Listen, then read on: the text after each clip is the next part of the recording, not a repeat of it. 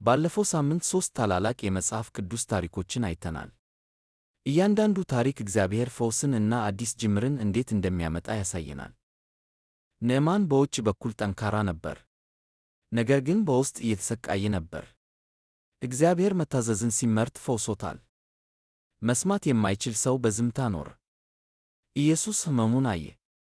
በአንድ ቃል ኢየሱስ የተዘጋውን ከፈተው። ዓይነ ሱር ሆኖ የተወለደ ሰው በጨለማ ውስጥ ይኖር ነበር። ብርሃንን አይቶ አያውቅም። ነገር ግን ኢየሱስ ብርሃንን ወደ ሕይወቱ አመጣ። እነዚህ ታሪኮች አንድ አስፈላጊ ነገር ያስተምሩናል። እግዚአብሔር ምን እያለፍን እንዳለን ያያል።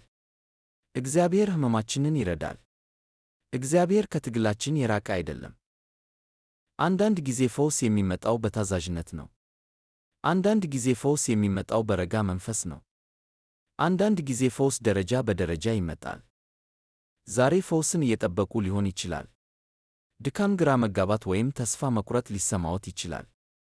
ነገር ግን እግዚአብሔር አሁንም እየሠራ ነው። ሂደቱን ባትረዱም እንኳ እግዚአብሔር ዕቅድ አለው።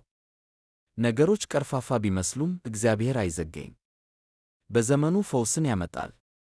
ብርሃንን ወደ ጨለማ ያመጣል። እኛ ባልጠበቅነው ጊዜ አዲስ ጅምርን ያመጣል። ተስፋ አትቁረጡ።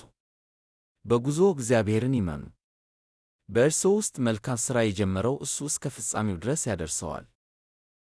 ይህ ማበረታቻ ልቦን የሚነካ ከሆነ ተጨማሪ የመጽሐፍ ቅዱስ ታሪኮችን እና ሳምንታዊ ማበረታቻዎችን ለማግኘት እባክዎ ላይክ እና ሰብስክራይብ ያድርጉ።